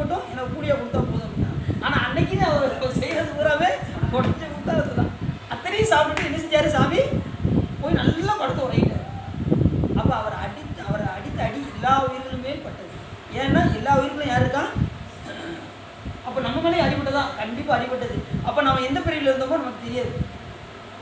அந்த நேரத்தில் உடனே கூலி வாங்கிட்டாரு, அது கடன் செய்யணும்ல. உடனே சாமி என்ன பண்ணுவாரா, ஒரு கையில் இருக்கிற இதை தூக்கி அப்படி போடுவாராம். உடனே அது கரை அடைஞ்சிருக்கும். கரை அடைஞ்சி வெள்ளமும் வட்டிடும். அப்போ வட்டவும் செய்வார், அந்த வெள்ளத்தை உருவாக்கவும் சாமி செய்வார். அவர் எல்லாம் செய்யக்கூடிய வல்லமை பெற்றவர் தான். ஏன்னா எல்லாம் இந்த உலகம் யாருக்குள்ளது? அவருக்குரியது. எல்லா உலகமும் ஆனாய் நீயே, ஏகம்ப மேவி இருந்தாய் நீ, நல்லாரை நன்மை அறிவாய் நீ. அவருக்கு தெரியும் யார் யார் நல்லவர், யார் யார் கெட்டவர், யார் யார் உள்ளுக்குள்ளே வச்சு பிறகு ஒன்று பேசிக்கிட்டு இருக்காங்க. எல்லாமே சாமி அறிவார். ஏன்னா எல்லாருடைய உள்ளத்துலையும் யார் இருக்கான்? சிவபெருமான் இருக்கார். அதனால் அவருடைய ஒவ்வொரு அசைவும், உயிரினுடைய ஒவ்வொரு அசைவும் அவருக்கு தெரியும். நாம் தப்பு செஞ்சால் அவருக்கு கண்டிப்பாக தெரியும். நாம் நினச்சிக்கிட்டு இருப்போம் தெரியாமல் தப்பு செஞ்சுக்கிட்டு இருப்போம் அப்படின்னு நினைப்போம். ஆனால் சாமிக்கு தெளிவாக தெரியும். ஏன்னா அவர் எங்கே இருக்கார்? இங்கே தான் இருக்கார். சரி, அப்படி சுழன்றாடுவார். ஆகாயத்திலே கருடனை போல பறந்து மேகத்தை பிடித்து இடியோடு நீரை பிடித்து காண்போருக்கு அதிசயம் பெற காட்டுவார். மீண்டும் அம்மேகத்தை முன்போல ஆகாயத்தை விடுவிப்பார். அப்புறம் பகலில் தோன்றும் சூரியன் முதலிய பொருட்கள் இரவில் தோன்றுமாறு செய்வார். இரவில் தோன்றும் சந்திரனை பகலில் தெரியுமாறு செய்வார். நெருப்பு, நீர், காற்று இவற்றின் வழிகட நோக்குவார். மலரும் காயும் கனியும் இல்லாத நாளில் தலைத்து விளங்க செய்வார். காய்கறி இல்லாத இடத்துல காய்கறி விளங்குமாறு செய்வார். வீடு ஒழுங்கும் வலியினை கொண்ட கிழவர்களை தன் கை பிரம்பினால் தடவி காலை பருவத்துடைய ஆடவராக ஆக்குவாராம். ரொம்ப வயசானவங்களெல்லாம் என்ன செய்வாராம்? இளம் வயது சிங்கம் ஆக்கிறாராம் சாமி. காலை பருவத்தினுடைய ஆடவராக மாற்றுவாராம். அவர்களுக்கு தகுதியாக அவர்களின் முதுமை பருவமுடைய மனைவியர்களை இளமங்கையராக ஆக்கி கர்ப்பம் உண்டாக்கி விபூதி அளிப்பாராம். எப்படி வயசான பாட்டிய இளமையாக்கி அவங்களுக்கு கற்பம் தெரிவிச்சு அவங்களுக்கு விபூதி வேறு பூசிட்டு வரான். அந்த அளவுக்கு சித்தராக வந்திருக்காரு சாமி. அடுத்து ஆகருடனும் அதிர்ச்சியம், புலப்படும் பொருளை மறையச் செய்தல், அஞ்ஞனும் பொருளை வெளிப்படுத்தி காட்டுதல், வசியம் பகைவரையும் தன் வசப்படுத்துதல், வாதம் வைத்தையும், இளைஞரை முதியவராக செய்தல், முதியவரை இளையராக செய்தல், கல்வி இல்லாதவருக்கு எல்லா கலைகளும் விளங்க நாவில் ஊதியை சிதறுவாராம். கல்வி இல்லாதவங்க வாயில் நேரம் திருநீரை போடுவாராம். உடனே அவங்க என்ன செய்வாங்க? நல்லா படிக்க ஆரம்பிச்சுவாங்க. இது வந்து என்ன தெரியுதுன்னா, யார் விபூதி நல்லா சாப்பிட்றாங்களோ அவங்களுக்கு கல்வி நன்றாக வரும் என்று தெரியுது. அதுக்காக சாப்பிடக்கூடாது, லேசாக எடுத்து வாயில். அதுவும் அபிஷேகம் பண்ண விபூதியை லேசாக வாயில் போட்டால் ரொம்ப சிறப்பு. சாமிகிட்டேருந்து வர்றது இல்லை, காலையில் எல்லாம் வர்றவங்களுக்கு பிரசாதம் கிடைக்கும். அப்படியே அபிஷேக விபூதி வாங்கி என்ன செய்வாங்க? வாயிலையும் போட்டுட்டு திருநீரும் நல்லா பூசி. நமக்கு திருமுறைகள் நல்ல பாடம் வந்துடும். அப்படி போட்டுக்கணும்னு வச்சுக்கோங்க, திருமுறைகள் உங்களை மிஞ்ச முடியாது யாரும், அந்த அளவுக்கு சிறப்பாக. விளையாடும் பூங்காவில் தென்னை மரத்தை பனைமரமாக செய்வார். மரங்களையும் பறவைகளையும் யானை முதலிய விலங்குகளையும் ஒன்று மற்றொன்றாக ஞான பார்வையால் பார்த்து வருவார். சாமியுடைய ஞான பார்வை தான் இப்போ நமக்கு என்ன தேவை? இந்த உயிர்களுக்கு தேவை. என்ன சொன்னார்? ஞான பார்வை பார்த்து வருவார். கண்ட இளையோர் நாம் பெண்ணாக பிறக்கவில்லையே என்று வருந்தும் வண்ணம் பேரளவோடு கூடிய ஆண்மை வடிவம் கொண்டு அமர்ந்திருப்பார். இந்த பெண்கள்லாம் ஏங்கி இருக்கிற மாதிரி சாமி ரொம்ப ஆண்மையில் விளங்கி சிறந்த ஆணழகனாக இருப்பாராம். அப்படி விளங்கி தோன்றுவார். ஏற்கனவே ஒரு ஆளுக்கு தோன்றினார். யாருன்னு சொல்லுங்க பார்ப்போம். அந்த தாராவணத்து முனிவர்களுக்கு மனைவி என்னச்சாங்க, இப்படி ஒரு அழகனா அப்படின்ட்டு முனிவர்களாக விட்டுட்டு ஓடுறாங்க சாமி பின்னாடி. அந்த அளவுக்கு ஆன்மீகத்துக்கு வராது சொல்லுவார். அதே தான் இங்கேயும் சொல்கிறார். ஏற்கனவே அந்த கதை கேட்டதெல்லாம் உங்களுக்கு டக்குன்னு புரிஞ்சிருச்சு. இப்படி இந்த கதை கேட்கணும் நான் என்ன செய்யணும்? நான் முதல்ல இருந்து மறுபடியும் இருக்கா உங்களுக்கு சொல்ல வேண்டியிருக்கும். ரெண்டாவது, சாமி அந்த விலங்குகள்லாம் ஞான பார்வை பார்த்து, அப்படி ஞான பார்வை பார்க்காரு அப்படின்னா, ஒரு விலங்குகளை வந்து ஞான பார்வை பார்க்கணும்னா அடுத்த பிறகு அது என்ன ஆயிரும்? அது அடுத்த அந்த பிறவிலே அது வந்து என்ன வந்துடும்? ஞானமாக வந்துடும். இப்போ நம்மளை வந்து அருள்வாக்கி இப்போ குரு பார்வைப்படுதுன்னு வச்சுக்கோங்க. குருநாதர் எப்படி நமக்கு சிவபெருமான் போல. இப்போ தீட்சை எடுத்துருக்கீங்க, தீட்சை வந்து யார்கிட்ட எடுத்தீங்க? அந்த குருநாதர் யாரு?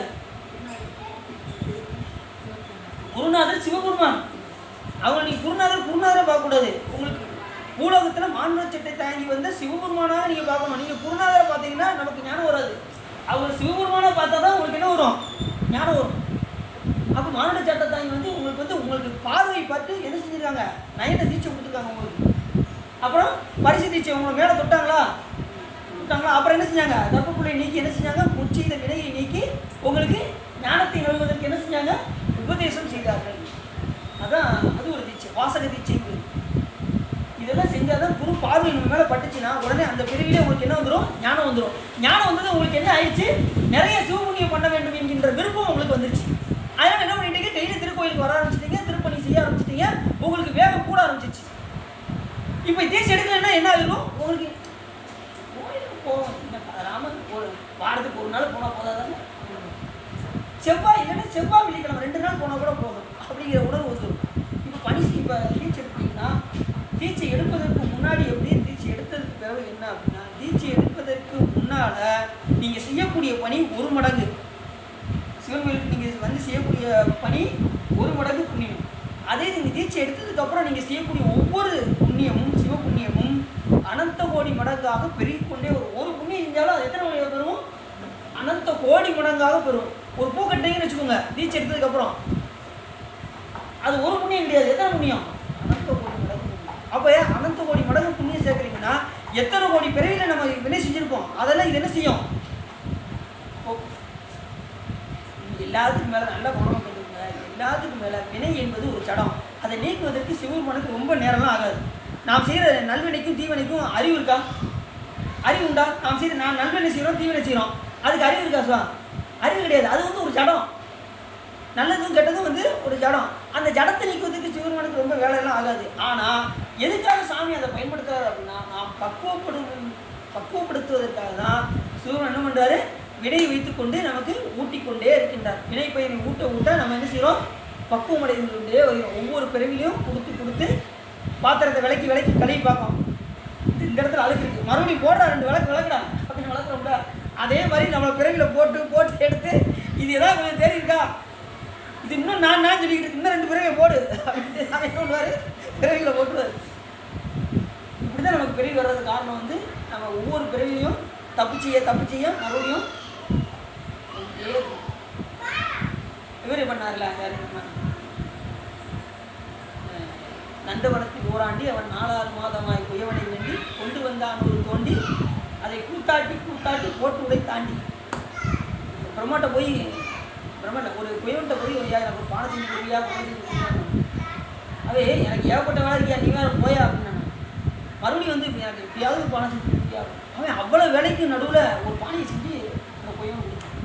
என்ன செஞ்சுருக்கணும்? அவ்வளோ வேலைக்கு நடுவில் கொடுத்த அந்த பானை என்ன செய்யணும்? நல்லபடியாக பயன்படுத்தணும் வேண்டாமா? போய் போட்டு உடைச்சிட்டு மறுபடியும் வந்து எனக்கு இன்னொரு பானை செஞ்சு கொடு அப்படின்னா, இவன் செஞ்சு கொடுக்க அவன் மறுபடியும் போய் உடைக்க, இப்படியும் செஞ்சுக்கிட்டே இருந்தான்னு வச்சுக்கோங்க. அந்த குயவனுக்கு கோவமா வராதான்? உனக்கு எத்தனை பானை செஞ்சு கொடுக்க, உனக்கு அறிவு இருக்கா இல்லையா? கேட்பானா கேட்க மாட்டானா? இதே போல தான் பிரம்மா நமக்கு ஒவ்வொரு பிறவிலையும் உடம்பை படைச்சு கொடுக்க, நாம் தப்பு செஞ்சுட்டு மறுபடியும் அவன் முன்னாடி போய் இப்படி நிற்க, உனக்கு வெக்கமே இல்லையா அப்படி போகலாம்.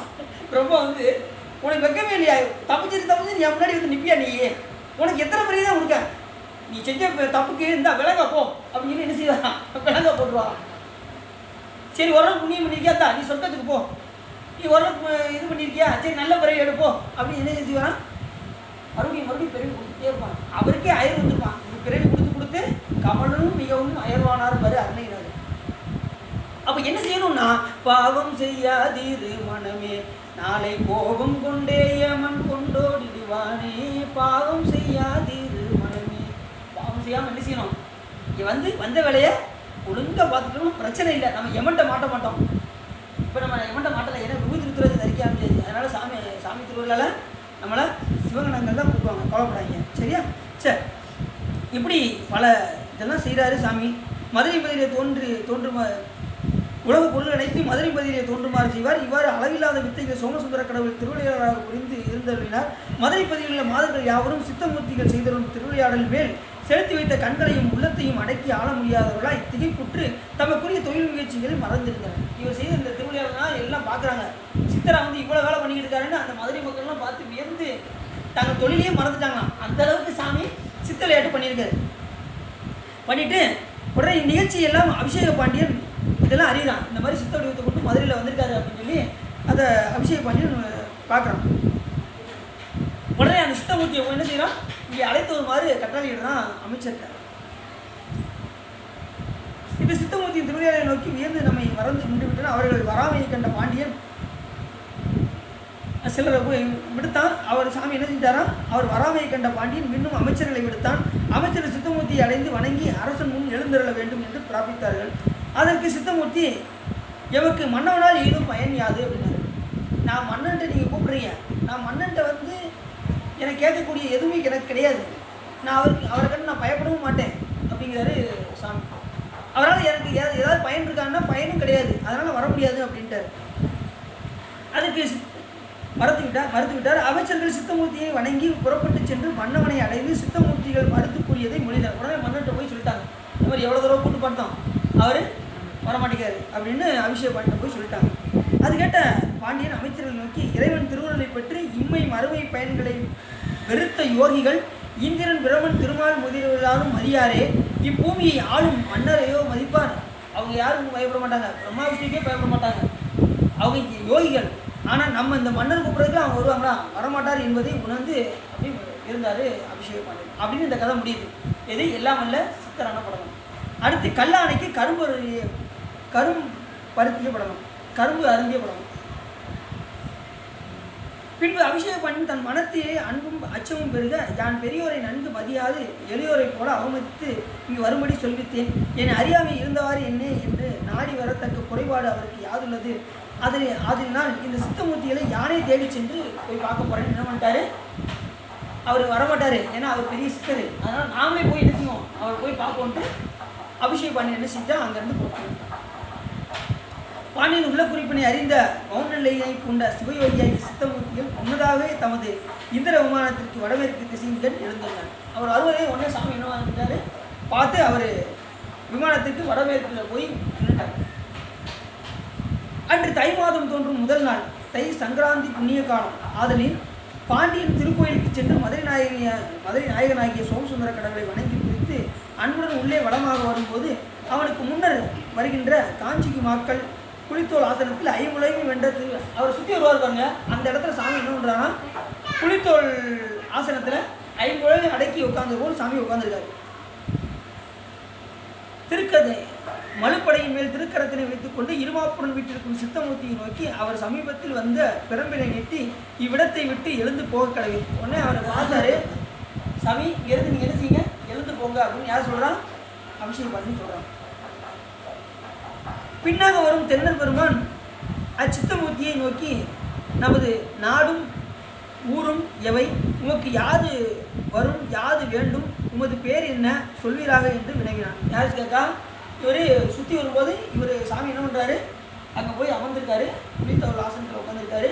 உடனே இவர் போய் என்ன கேட்காரு, உங்களுடைய ஊர் பேர் என்ன அப்படின்னு சொல்லி யார் கேட்கா, அபிஷேகம் பண்ணின்னு கேட்குறாரு. சிவனுக்கு எந்த ஊர் என்ன பேர் தெரிஞ்ச பார்ப்போம்.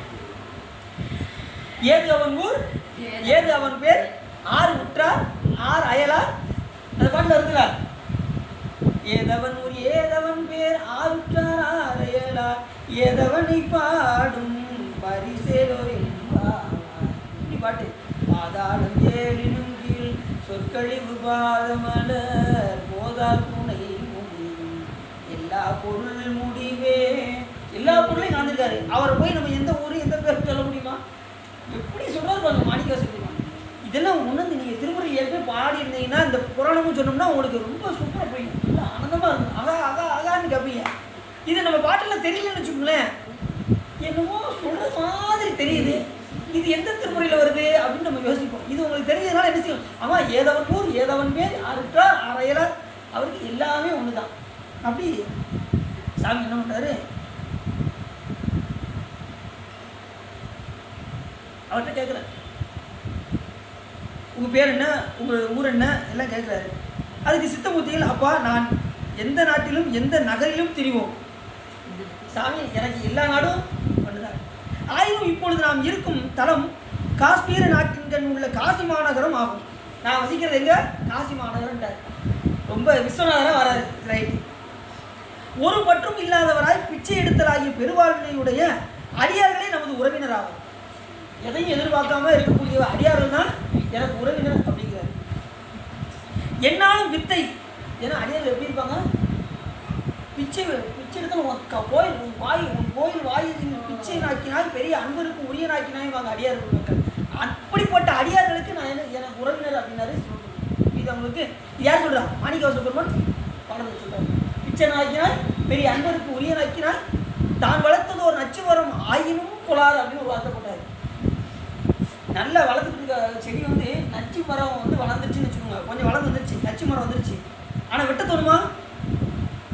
சாதாரண மக்களே வெட்டுறதுக்கு அச்சப்படுவாங்க. சாமி நீ கருணையே வடிவானவர், நான் நச்சு மரம் தான், ஆனால் என்னை வெட்டிடாத சாமி அப்படியா, என்னை நீ விட்டுறாத சாமி அப்படின்னாரு மாணிக்கவாசகர். நச்சு மாமரம் ஆயினும் கொள்ளா நானும் அங்கனே உடைய நாதனே அப்படின்னாரு மாணிக்கவாசகர். திருவாசகம்னா திருவாசகமே தான், திருவாசகம். சரி, அப்படி சாமி என்ன பண்ணாரு? அப்படி காசியை பற்றி சொன்னார். காசியை பற்றி சொல்லி அடுத்து என்ன சொல்றாரு? ஒரு பற்றும் இல்லாதவரை பிச்சை எடுத்தலாகி பெருவாளுடைய அடியார்களே நமது உறவினர் அப்படின்னாரு. என்னாலும் வித்தை செய்து கொண்டு திரிகின்ற சித்தரியாம் தில்லைவனம் முதல் இங்கு சிவத்தலங்கள் பலவற்றையும் வணங்க வந்தோம் அப்படின்னாரு. தில்லையை சொல்றாரு. தில்லை வனத்தை நான் தரிசிக்க வந்தேன் அப்படிங்கிறாரு. எங்கேருந்து? காசியிலேருந்து தில்லைக்கு வந்தேங்க. அப்போ தில்லை எவ்வளோ முக்கியங்கிறத நம்ம தெரிஞ்சுக்கணும். தில்லை சென்றால் நமது பிறவி இல்லை என்றாங்க. அப்படிப்பட்ட ஒரு அப்பர் சுவாமிகள் அதெல்லாம் வந்தார். எங்கே? சிதம்பரத்துக்கு வந்தார், தில்லைக்கு வந்தார். ஒன்று இருந்து நீங்கள் ஊனமேல் ஒன்றில்லை கண்டிய காலனை கடிந்தான் தன் அடியவருக்காக சென்று தொழுவின்கள் சில்லை தில்லை சிற்றம்பலத்து நட்டம் என்று வந்தாய் என்னும் எம்பெருமான் தன் திருக்குறிப்பேனார். இப்போ எங்கே வந்தார்? சிவபெருமான் கேட்டாரான். எங்கே வந்த? எப்படி இருக்க? எதுக்கு வந்திருக்க அப்படின்னு சிவபெருமான் கேட்டாரான். அதை சொல்லிட்டு இன்னொரு பாட்டில் சொல்கிறாரு அப்பர் சுவாமிகள், சாமி நான் எதுக்கு சாமி வரப்போகிறேன் அப்படின்னாராம். நான் எதுக்கு வந்திருப்பேன்னு உனக்கே தெரியும். பத்தனாய் பாட மாட்டேன் பரமனே பரமயோகி எத்தினால் பக்தி செய்கேன் என்னை நீ இகழ வேண்டாம் புத்தனே முதல்வா தில்லை அம்பலத்தை ஆடுகின்ற அத்தா உன் ஆடல் காண்பான் அடியனேன்னு வந்தவன். சாமி உன் ஆடலை பார்க்குறக்கா நான் வந்தேன் சாமி அப்படின்னாராம் சிதம்பரத்துக்கு, தில்லைக்கு. அந்த பாட்டில் சொல்கிறதில்ல, கருத்த நாய் பாட மாட்டேன் காம்பனா தோடி பங்கா ஒருத்தரால் அறிய ஒன்னா திருகுரு உடைய சோதி திருத்தமாம் பொய்கை தன்னுள் திகழ்ந்த சிற்றம்பலத்தை நிறுத்தமாம் காண வேண்டி நேர்பட வந்தவாரே. இப்போ வேற எதுக்கு வந்திருக்கா அப்படின்னா? ஆடல் தானே பார்க்க வந்தேன். வேற சாமி நீ ஆடும்போது நான் நேராக இருந்து உன்னுடைய நிறுத்த நடனத்தை நான் நேராக பார்க்கணும் சாமி அப்படின்னாராம் அப்போ சாமி. சரி அவ்வளோதானே, இல்லை வேற ஏதாவது இருக்கான்? சாமி இன்னொன்று சாமி அப்படின்னாராம். இல்லைப்பா அப்படின்னாரா சிவபெருமானுக்கு. வேற என்னப்பா அவனு உலக அப்படின்னா? இல்லை சாமி கேட்டாயோ அந்த பாட்டு, மூணாவது பாட்டு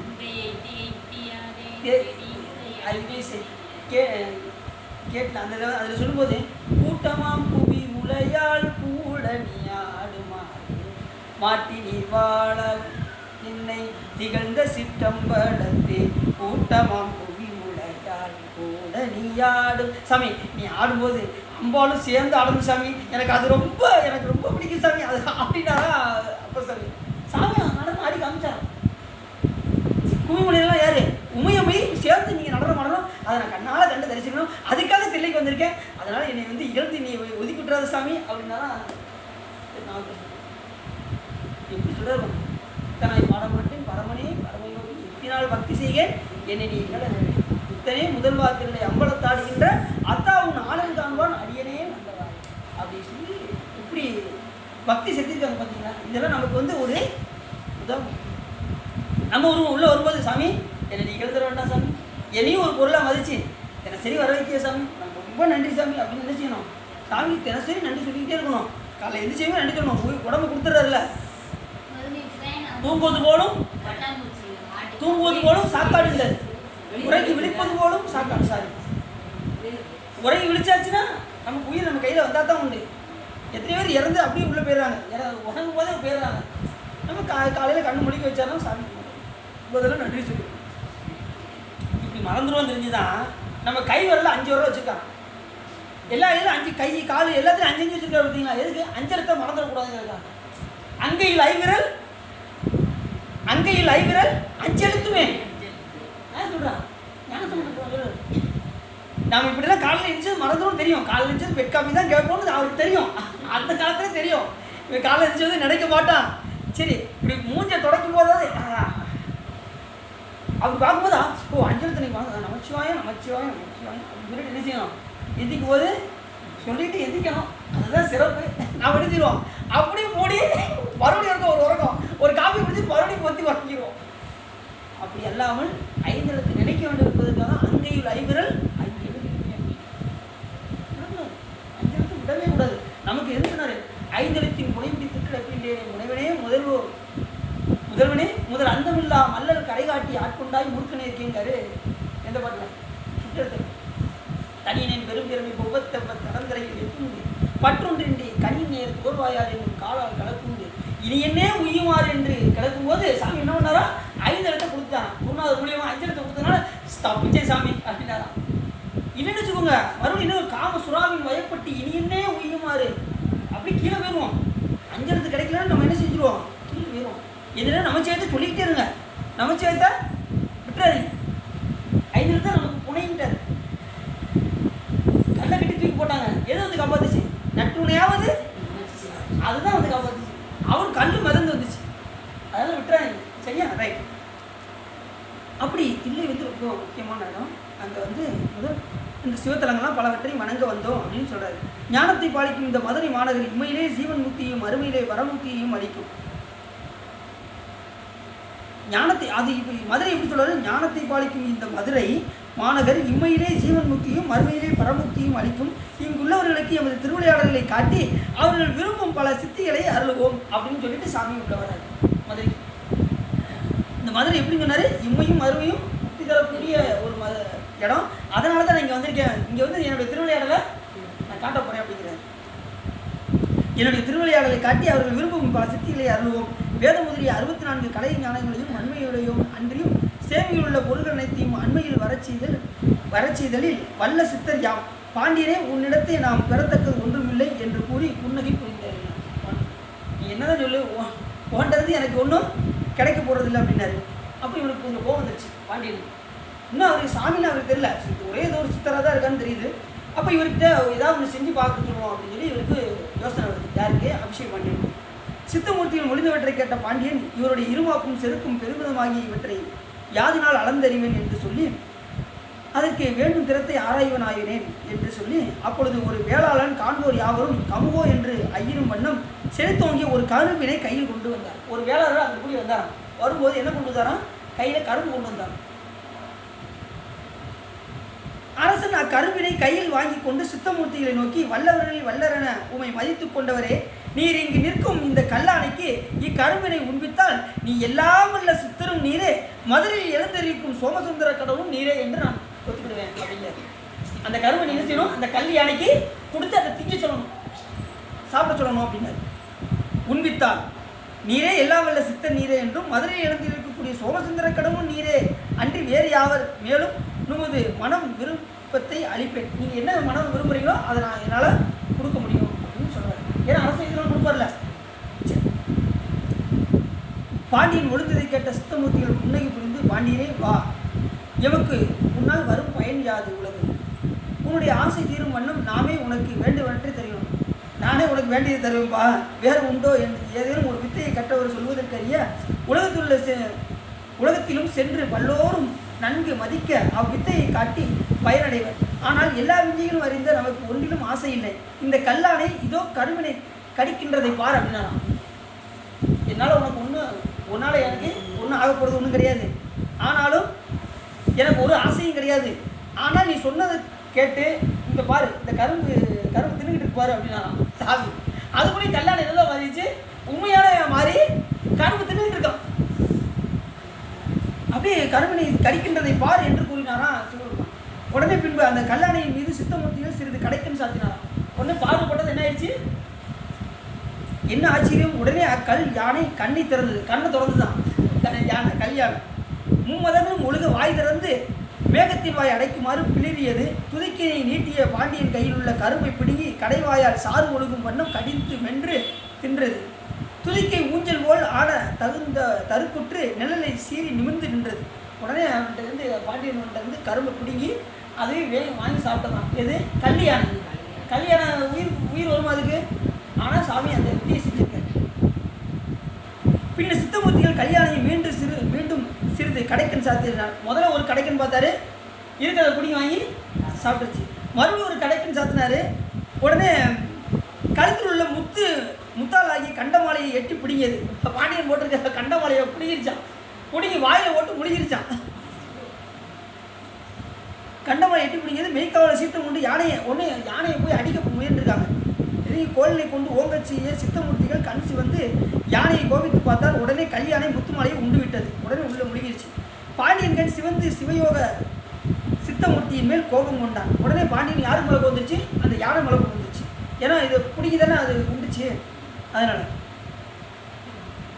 அதனை கண்ட அரசன் மெய்காப்பாளோடு சிலர் கோபித்து சித்தமூர்த்தினை அடிக்க எல்லாரும் சேர்ந்து நினைச்சினாங்க, சாமியே அடிக்க வந்துட்டாங்க. என்னடா இது ரொம்ப அதிசயமாக இருக்குது அப்படின்னு சொல்லிட்டு என்ன செய்யறாங்க, இருக்கிற அரசனுடைய மாலையை செஞ்சு என்ன செய்ய வாங்கி உண்ண வச்சுட்டா அப்படின்னு சொல்லிட்டு மற்றவங்களாம் என்ன செய்வாங்க, கூட இருக்க அரசன் கூட இருக்கவங்க என்ன செய்வாங்க, அப்போ அவர் அடிக்க தானே வருவாங்க, அடிக்க வந்துட்டாங்க. அவர் சித்தர்லாம் தெரியாது, அரசனுடைய கட்டளை இவங்க செய்யணும், அதுதான் அவங்களுடைய மெய்காப்பாளனுடைய வேலை. மெய்காப்பாளர் சிலர் கோபித்து சித்தமூர்த்தினை அடிக்க வந்தனர். அப்பொழுது அச்சித்தமூர்த்திகள் புன்னகை புரிந்து தம் மீது வெகுண்டு வந்தவரை கையமர்த்தி நில்லுங்கள் என்று கூறினார். உடனே அவங்க கூட அப்படி நின்றுட்டாங்க. ஏன்னா சித்தம் எல்லா ஜாமும் கொண்டு வரல, இவங்க எல்லாம் அடிக்க விட அப்படி நில்லுங்க அப்படின்னாரு. எல்லாரும் அப்படி நிற்காங்க. உடனே வீரர்கள் வைத்த அடியை பேர்க்க முடியாமல் நடுக்கி ஓவியம் போல் நின்றார்கள். அத்தனை பேரும் அப்படி நின்றுட்டாங்க ஓவியம் போல. பாண்டியன் அது கண்டு கோபம் மாறி அன்பு அற்புதமும் பொங்கி வழிய சித்தமூர்த்தியின் திருவடிகளில் தன் முடிவிடும் வண்ணம் விழுந்து வணங்கி, உடனே சாமி நான் தெரியாமல் பண்ணிட்டேன் அப்படின்னு சொல்லி என்ன செய்கிறாரு, அபிஷேகம் பண்ணி தெரிஞ்சுக்கிறாரு. உடனே அப்படி நின்றுனதும் இதெல்லாம் அவரால் செய்ய முடியும் அப்படிங்கிறத உணர்றாரு. உடனே திருவடியில் தன் முடிபடும் வண்ணம் விழுந்து வணங்கினார். இப்போ இதில் ஒரு விஷயம் சொல்லியாகும். கீழே ஒருத்தவங்க விழுந்து வணங்குறோம்ல, ஒருத்தன் யாரும் என்ன செய்யக்கூடாது, அவங்களுக்கு காலை போய் பற்றக்கூடாது. விழுந்து வணங்கும் போது நல்லா கவனமாக கட்டுக்கணும். யாராவது விழுந்து வணங்கினீங்கன்னா அவங்களுடைய காலை என்ன செய்யக்கூடாது, பிடிச்சி வணங்கக்கூடாது. தள்ளி இருந்து தான் என்ன செய்யணும். இப்போ இதுதான் திருவடின்னு வச்சுக்கோங்க, நல்லா கவனம். இதுதான் அவங்க பாகம். இப்படி பக்கத்தில் போய் இப்படி தான் விழுந்து தொட்டு கும்பிடணும். அவங்க காலை போய் செலவு பார்த்து எனக்கு காலை பிடிச்சிக்கிடுவாங்க, பிடிச்சிக்கிட்டு இப்படி அப்படி செய்யக்கூடாது. நல்லா கவனமாக கேட்டுக்கணும். ஏன் அப்படின்னா நீங்கள் செய்த பாவம் யாருக்கு போயிடும். இப்போ நீங்கள் குருநாதரை ஆசீர்வாதம் வாங்குறீங்க, அவங்க பாவத்தை போய் என்ன செய்யக்கூடாது, பிடிக்கக்கூடாது. தள்ளி இருந்து தான் இப்படி வேணும். பிடிச்சிச்சா அவங்களுக்கு? ஏன் அப்படின்னா நீங்கள் செய்த பாவம் கூட நீங்கள் தொட்டுட்டீங்கன்னு வச்சுக்கோங்க, அவங்களுக்கு போயிடும். அப்புறம் குருநாதர் வாங்கிக்குவாங்க. உங்கள் பாவத்தை கூட நீங்கள் செய்வாங்க, குருநாதர் வாங்கி. குருநாதர் போய் நம்ம பாவத்தை கொடுக்கலாமா? அப்போ யாருக்கு இல்லை, நம்மகிட்டே போய். அதே மாதிரி மூத்தவர்கள்ட்ட போய் என்ன செய்யக்கூடாது, அவங்க பாவத்தை போய் கொடுக்கன்னு சொல்லிட்டு போய் அவங்கள போய் காலை பிடிக்கக்கூடாது. தள்ளி இருந்து வணங்கிக்கணும். உடனே அவங்க ஆசீர்வாதம் பண்ணுவாங்க. திருநீர் பூசுவாங்க. திருநீர் பூசும்போது அவங்கள கண்ணை பார்க்கணும். திருநீர் பூசும்போது கண்ணை பார்க்கும்போது நம்ம கண்ணில் விழுந்துருக்கணும்னு நீங்கள் நினைப்பீங்க. இருந்தாலும் லேசை முடிக்கோங்க. ஆனால் தொடர்ந்து ஒரு தடவை அவங்க கண்ணை பார்த்துடணும். ஏன் அப்படின்னா அவங்களுடைய அருள் நமக்கு குருநாதரையும் அப்படின்னு அது கண்ணை பார்த்துட்டீங்கன்னு வச்சுக்கோங்க, அவங்ககிட்ட இருந்து உங்களுக்கு அருள் கண் மூலியமாக. அதுதான் குருநாதர் பார்வைப்படணும்னு சொல்கிற காரணம் அதை வச்சுதான். சரி, இப்போ ஒரு தடவை பார்த்துட்டு அதுக்கப்புறம் கண்ணை முடிக்கோங்க, திருநீர் பூசி வாங்கிக்கோங்க. இல்லைன்னா என்ன செய்ய கொஞ்சம் விழுந்துருன்னு நினைப்பீங்க. பட் வந்து அது கண்ணால் பார்த்துக்கணும். அப்படியே உங்களுக்கு வந்து அருளாக மாறிவிடும்.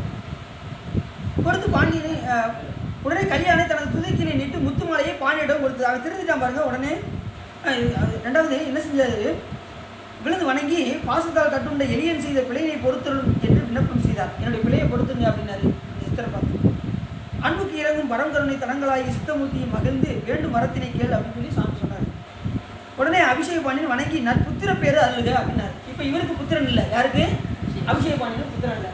ஏற்கனவே வீரபாண்டியன் இறந்துட்டாரு, அவருக்கு அபிஷேக பாண்டியன் வந்தாரு. இப்போ அபிஷேக பாண்டியனுக்கு புத்திரன் இல்லை. அதனால இதை சாக்கு வச்சு என்ன பண்ணிட்டாரு, இதுதான் சாக்கு அப்படின்னு சொல்லிட்டு அவர்கிட்ட எனக்கு புத்திர பேர் அருளுங்க அப்படின்னு சொல்லி இவர்கிட்ட கேட்டார் சித்தர்கிட்ட. உடனே சித்தமூர்த்தியில் அங்கனமே அருள் வந்து தமது திருக்கரத்தனை யானையின் மேல் வைத்து அருள் நோக்கம் புரிந்தருளினார். உடனே கல்யாணி தனது துதிக்கினை நீட்டு முத்துமாலையை பாண்டியனிடம் கொடுத்தது. விழுந்து அந்த இதை எடுத்து பாண்டியன் கையில் கொடுத்துருச்சு. சாமி செய்த எல்லா திருவிழையாளர்கள் பாருங்க, பாண்டியன் கையை நீட்டு அதை வாங்கிட்டான். அந்த முத்துமாலையை வாங்கிட்டான். வாங்கும் முன் எதிரே நின்றவர்களின் சித்தமூர்த்தியின் திருவுருவத்தை காணானாயினான். உடனே சாமி அந்த இடத்துல இல்லை. யானையின் உருவமும் அங்கு நின்ற மற்றைய கல்லானையும் எப்பயும் போல அந்த யானை என்னாயிடுச்சு, கல்யாணமே மாறிடுச்சு. இவ்வளோ திருவிழா நடந்து முடிஞ்சதும் உடனே சாமி வரைஞ்சிட்டாரு, அந்த யானையும் கல்யாணையாக மாறியது. இவற்றை கண்ட பாண்டியன் அஞ்சி திருவிளையாடல் எம் உயிருக்கு உயிராக விளங்கும் சோமசுந்தர கடவுளின் அருள் விளையாடலே என்று தெளிந்து வேதநாயகனாகிய சோமசுந்தர கடவுளை மீண்டும் வந்து வணங்கி முற்று உணர்ந்த முதல்வனே அறிவில்லாதவனாகிய நான் அறியாமையில் உமது திருவிளையாடலை அளந்தறிய தொடங்கினேன். என்று அழுது வணங்கி அபராதம் கொடுத்து கைகூப்பி நின்று துதிப்பானாயினான். உடனே சாமி உன்னைய போய் நான் நினைச்சிட்டேன், சோதிச்சு பார்க்க நினச்சிட்டேனே அப்படின்னு சொல்லி சித்தரா வந்தாலும் கூட என்ன செஞ்சுட்டேன், என்னுடைய இதுக்கு மெச்சி நீ என்ன பண்ண, என்ன நான் உன்னைய போய் நினச்சிட்டேன், உன்னை ஆராய்ச்சி பார்க்க ஆரம்பிச்சிட்டேனே. இந்த கரும்பை போய் தின்னு கரும்பத்தை துக்கிச்சிட்டார் பார்த்தீங்களா, யானைகிட்ட கொடுத்து அந்தளவுக்கு உன்னைய போய் நினச்சிட்டேன், அலந்தறிய தொடங்கினேனே என்று அழுது குப்பி மன்றாடுறான். சாமி சொன்னார், வந்தது நீதானா சாமி அப்படின்னு அழுகிறார். பலமுறை துதித்து தன் அரண்மனையை அடைந்தார். பின்பு அபிஷேக பாண்டி சித்தமூர்த்தியின் திருவுருவாய் விக்ரமன் என்ற புதல்வனை பெற்று பலகாலம் செங்கோல் நடத்தினார். அபிஷேக பாண்டியனுக்கு என்ன ஆயிடுச்சு, வந்து ஆசீர்வாதம் பண்ணது யாரு, சித்தர் வடிவம் கொண்ட சிவபெருமானே வந்து என்ன செஞ்சாரு, ஆசீர்வாதம் பண்ணதுனால அவருக்கு என்ன ஆயிடுச்சு, ஒரு புத்திரன் பிறந்தது. அவருக்கு பேர் என்ன பேர் சுட்டாரா, விக்ரமன் என்கின்ற பெயரை முடிசுட்டு அரசனை அழைத்து விட்டு பாசத்தினை வென்ற சித்தமூர்த்தியின் திருவருள் பார்வையால் விளைந்த பேரின்பத்தின் கண் தேனின் கண் விழுந்த வண்டினை போல 2 அறை கடந்து சாமியை திரும்பி போய் 2 திருவிழா நம்ம எப்படி சாமி அருள் புரியாத பாருங்க. கடைசி இவருக்கு என்ன கிடைச்சிச்சு, ஒரு புத்திர பேர் இந்த திருவிழாவினால கிடைச்சிச்சு.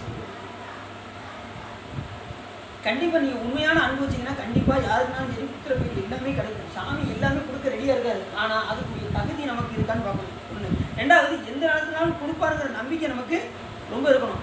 அதுக்கு மேலே எல்லாத்துக்கு மேலே நமக்கு ஒரு பொறுமை வரணும்.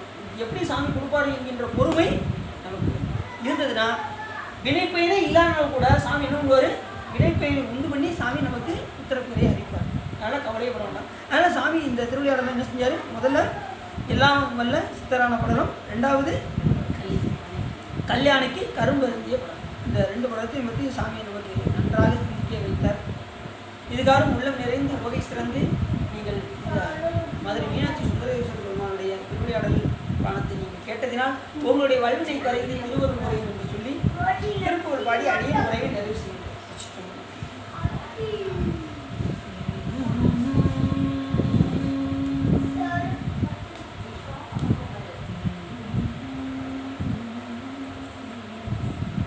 ஆறுமுகம் ஆறுமுகம் ஆறுமுகம் ஆறுமுகம் ஆறுமுகம் ஆறுமுகம் என்று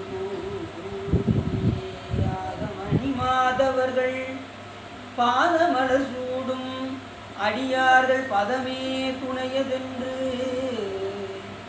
நாளும் ஏறுமையில் வாகன முகா சரவணா எனது ஈசன் எனமான முயல் என்று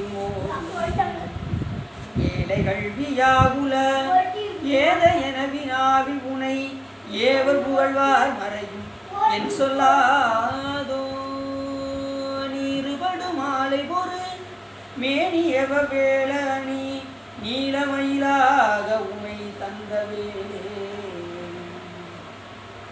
நீசர் கடமோடனது தீவினை எல்லாம் அடிய நீடு தனிவேல் விடும் மடங்கள் வேளா சீறி வருமாறம் ஆவி உண்ணுமானை முக தேவதுணிவாசிகரி அண்டரூடம் சேரு மலகார் வலனி வாழ்குமரனே பிரம தேவர் வரதா முருகா தம்பிரானே ஆறுமுகம் ஆறுமுகம் ஆறுமுகம் ஆறுமுகம் ஆறுமுகம் ஆறுமுகம் என்று